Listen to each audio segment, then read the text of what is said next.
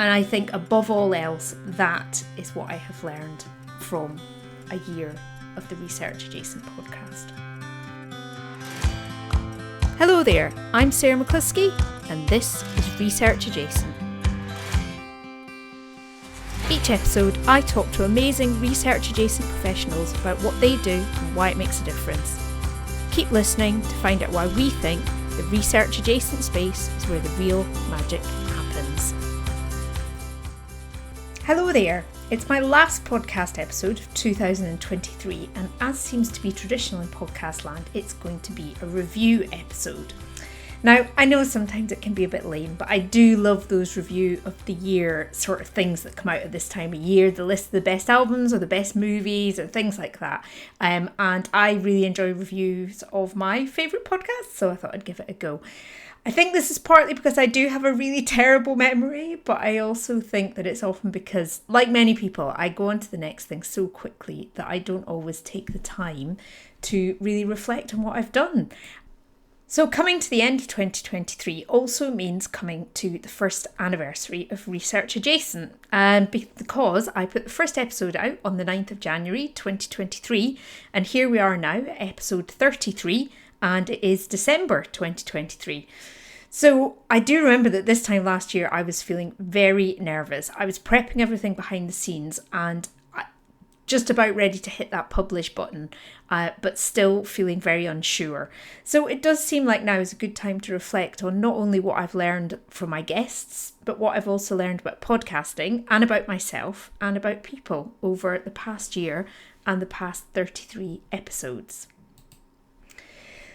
So for those of you that have listened to the first episode or some of my interviews on other podcasts, you might already know this story, but if not, here's a quick recap. The podcast started partly with the name. I think I'd vaguely seen it online somewhere before. I think perhaps I saw it from episode 2 guest, Kirsty Ross, and I needed a title for an ECR's careers talk that I was organising, and it was about alternative careers to academia, and Research Adjacent just seemed perfect. The name just kind of stuck in my head, and I'd also just finished a report for Durham University on research culture, and I was feeling quite sad about the fact that there were all these PhDs and ECRs who were really clinging on to the vision of an academic career despite the sobering lack of jobs. And I was also really frustrated at the status of research adjacent roles. So I thought that raising the profile of alternative but research related careers could help with both of these things. Then there's also the fact that I was coming to the end of my first year being freelance and needed to do something to raise my own profile and make sure that I had enough work coming in. I'd made a podcast before for the Life of Breath Research Project, and I'm still a pretty avid podcast listener, so it seemed like a really good fit for me.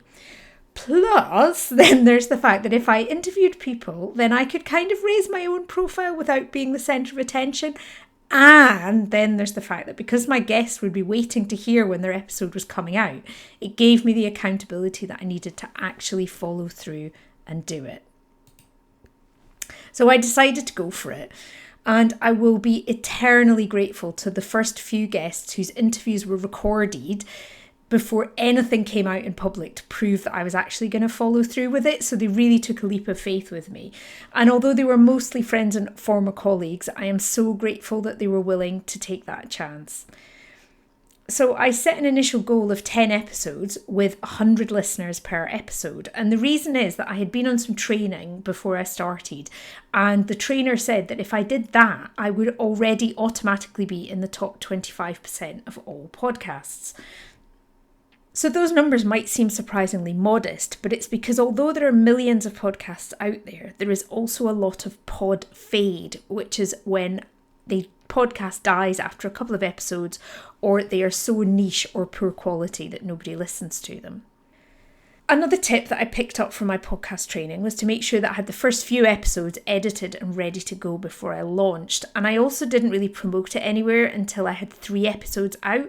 And that was because I'd been told that people often want to binge the first few episodes to get into a new podcast. And this approach seemed to work because once I did start talking about the podcast, it grew quite quickly. I started tracking some stats in February, and by then I already had 43 subscribers or followers, and I was starting to get messages of support as well. I'll tell you a bit more about those later. And so I do want to share a little bit about the stats, and that's because I think they're quite an important reality check for anybody who's thinking of starting a podcast.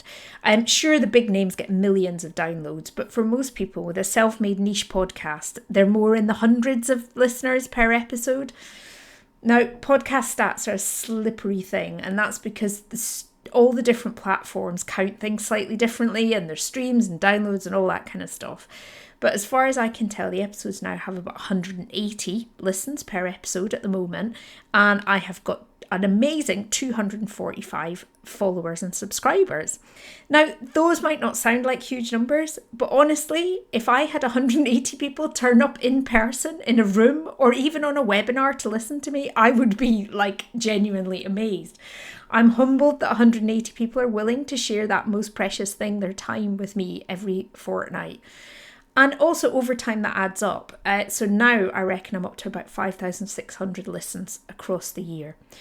And even with these modest numbers, a couple of my episodes have hit the top 20 for career podcasts, which is where my podcast sits in the Apple charts. And it's because these things are not always just to do with downloads, they're also to do with how quickly the episode's being downloaded and things like that as well. So smaller numbers are not a bad thing.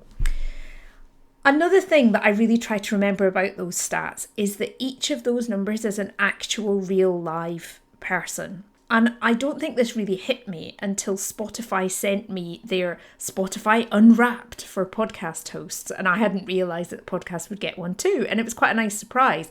But also it made me more emotional than I was expecting. The first thing was the fact that people are listening to the podcast all over the world. And that just seems like amazing. It's been streamed in 18 different countries.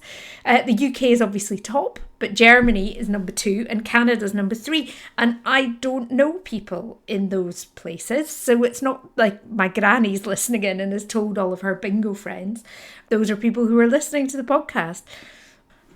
And for 81 of those people, my podcast was in their top 10 most listened to podcasts in 2023. And for 16 of those people, mine was their number 1 podcast. And that just feels crazy.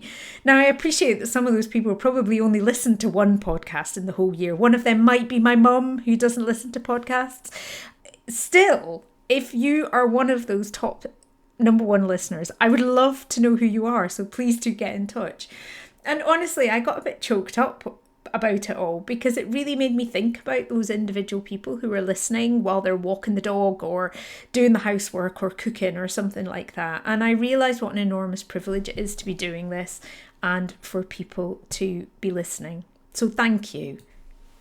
And it is those people that's what really matters. And so as we often say in research, it's not about the metrics, it's about the impact. And in the early days, what kept me going was that I started, as I mentioned earlier, getting some reviews and lovely messages of support, which made me realise that I was having an impact on people.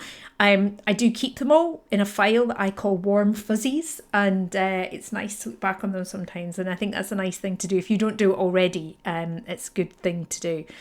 And here's just a few of these, and I hope the people who sent them don't mind me sharing them. So first one from Hannah Preston. I'm really enjoying your podcast. Your first episode really resonated with me, and I instantly sent it to colleagues in the research office. Thank you, Hannah. Hannah also suggested my last guest, Charlotte Stevenson. So a long-time listener there, so thank you very much. Faye Watson, who was a guest on one of the early episodes. I was speaking to someone who is new in the sector who loves the podcast. She said she's finally found a podcast which speaks to all of the things she is experiencing, and it helps her not to feel so alone as her role is very isolated. And then a final one that came in really recently from Gabrielle Beans, who said, I just came across your Research Adjacent page and podcast. It triggered such a strong reaction as I feel so seen. Great job highlighting our invisible work. So those just... It felt amazing to get them. So thank you very much, Hannah, Faye, Gabrielle, some of the other people who've taken the time to write to me. I really do appreciate it. So when it actually came to putting the podcast out, the biggest challenges for me weren't really the technical sides of creating a podcast. As I say, I had done it before. What I found really hard was becoming more publicly visible. And I had all the usual doubts that you might think. Who am I to do this? Who's going to listen to me? What's the point? It's not going to change anything. You know, all those thoughts. I'm sure you've had them yourself at times. But what I also learned is that sometimes you only have to be brave for those few seconds that it takes to hit publish or send or whatever it is that you need to do. And then you can go back to being scared again. And that's what I did pretty much every time I hit publish for the first few months. I've also had to learn to kind of detach from what happens to the podcast once it's out in the world. As you can tell, I do keep a bit of an eye on the numbers, but really my role is just to create it and set it free and then let people make of it what they will. And that's not to say that I don't care about doing a good job, because I really, really do. It's just that what matters is that I'm proud of what I've done, not necessarily how many people listen to it once it's out there. That said, as a freelancer, I do need to do a certain amount of networking to make sure that when jobs come up, people think of me. And the podcast I didn't think of this when I started it, but the podcast has been brilliant for that. And it's a really kind of extreme form of networking, but having an excuse to trap someone in a Zoom room for half an hour is a great way to get to know them. And as my guests often share their episode or suggest people for future episodes, I get to know some of the people in their networks too. And that has just been amazing for expanding the world of people that I'm connected to. And I really appreciate it. And another thing that's expanded my world is being invited to guest on other podcasts. And that is definitely something that would never have happened if I didn't hit publish on that very first episode.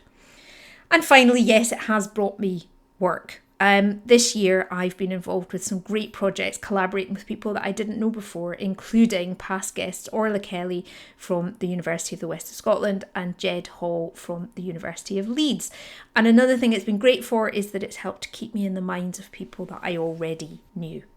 So, as well as being a good networking tool, what else have I learned about podcasting? Well, the main thing that I've found that people worry about before starting a podcast is the tech. So, how to record and edit it. And as I've said, actually, for me, that was one of the easier parts because I'd done a podcast before. But honestly, it's pretty straightforward. You just, get some software and talk and edit it. And there's lots of tools and things that can help now. Also, I think in my past, because I did a lot of work with schools and with tiny budgets, I'm really used to making do with what I've got and figuring things out for myself. So I just use Zoom for recording. At the moment, I am looking into alternatives, but Zoom seems to be working fine. I do have a podcast microphone, but most of my guests don't. And again, the sound quality seems to be okay. It's glitchy now and then, but it's not too bad. My theme music was from Pixabay and it was free, but credit to Vitaly Levkin, who is the composer of it. And I use editing software that I already had, and I pay about £5 a month for hosting. So I really have kind of scrabbled it together with very little. So the biggest challenge for me wasn't the tech. And as I said initially, it was mindset and just the fear of kind of putting myself out there.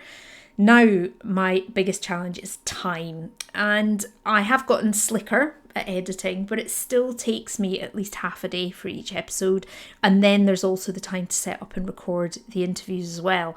And that is the reason why I dropped from doing an episode every week to doing one every fortnight, because it just makes it all a bit more manageable.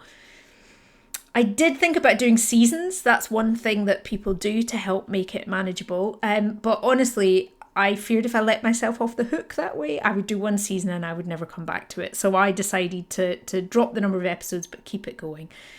And so honestly, my main advice is that if you're thinking about creating a podcast, is don't spend too much time worrying about the tech. Spend more time thinking about the content, how you're going to keep having different things to say, and whether you've got the time to really dedicate to keeping it going.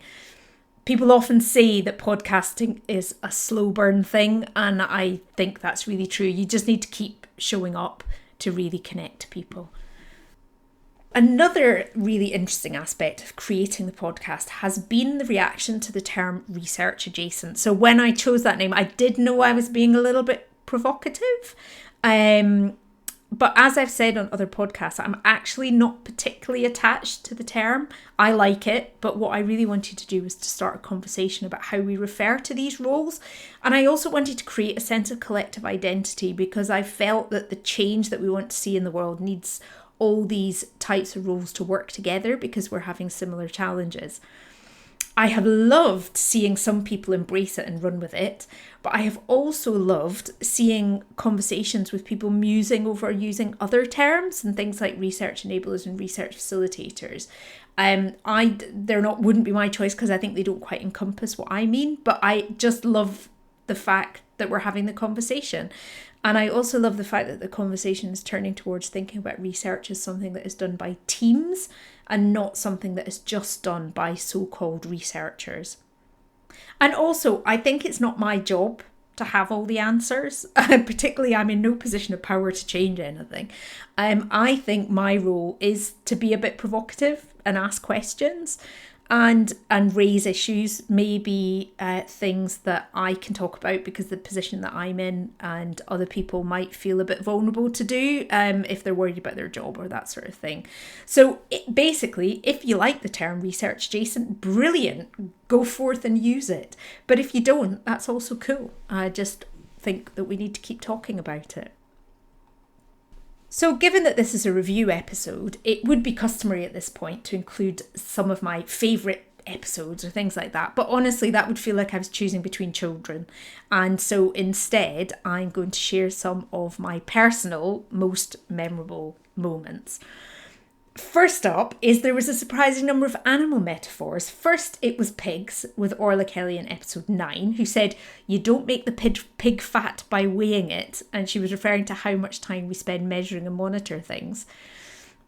Then it was elephants, as Hamish McAlpine in episode 28 compared getting universities to change with guiding an elephant on the end of an elastic band. And that if you pull carefully, the elephant moves slowly. But if you pull too hard, the elastic band snaps. I think a lot of us can relate to that. Another memorable moment was when I got on a call with fellow Whitley Bay resident Jenny Brady in episode 16 to find out that we had identical Whitley Bay posters on the wall behind us. And if you want to see a picture of that, you can go and find that episode on the website. And then another thing is, why are there so many ex-plant and fungi scientists in the research adjacent world? There's me, for starters. My PhD was on a fungal disease of onions, so plants and fungi. And then there's also been Charlotte Stevenson, Vicky Oldmington, Emma Perfect, Simon Cutler, Faye Watson, maybe others that I've forgotten. But it just feels like there's a lot of us. And that's surprising because there aren't that many plant scientists out there in the world, full stop. So I don't know why we're all here, but there we go. Strange coincidence. I also really enjoyed guesting on the Research Impact Uncovered podcast, and I got a huge buzz from recording live at the VTI conference. That was really fun. I also had to restrain my 90s indie fangirl recently when I interviewed upcoming guest Sam Steele, who used to work for the NME and Radio 1 before becoming research adjacent. I could have talked to her for hours. I'm going to end my memorable moments, though, by agreeing with episode 22 guest Simon Cutler, who said, "Everybody's a potential friend and a contact, and they will benefit from talking to you, and you can benefit from talking to them." And I think above all else, that is what I have learned from a year of the Research Adjacent podcast. So what's next? Well, I hope you'll stay tuned, as I've got some really interesting guests coming up. There's obviously Sam Steele, who I just mentioned, also people who work in archives, publishing and open research. And I'm always on the lookout for more guests, and I'd love to hear from you if you or someone that you know has an interesting job or an interesting story. And I particularly love to feature job roles, types of workplaces, or countries that I haven't already featured. So please do get in touch. Please also send me any questions or topics that you would like me to cover. You can send me a DM on social media, or I'll put a link in the show notes if you want to drop me an email. And if you are enjoying the podcast, one of the most impactful things that you can do to help me to keep going is to just share it with other people that you think would appreciate it. So once again, thank you so much for your support. Thank you so much for sharing your time with me. I do really, really appreciate it. And I will be back in your ears in 2024. Bye for now. See you next year. Thanks for listening to Research Adjacent. If you're listening in a podcast app, please check you're subscribed and then use the links under the episode to find full show notes and to follow the podcast on LinkedIn, Twitter or Instagram. Also, make sure that you're subscribed to the Research Adjacent Roundup newsletter. You can also find all the links and other episodes at www.researchadjacent.com. Research Adjacent is presented and produced by Sarah McCluskey, and you, yes you, get a big gold star for listening right to the end. See you next time.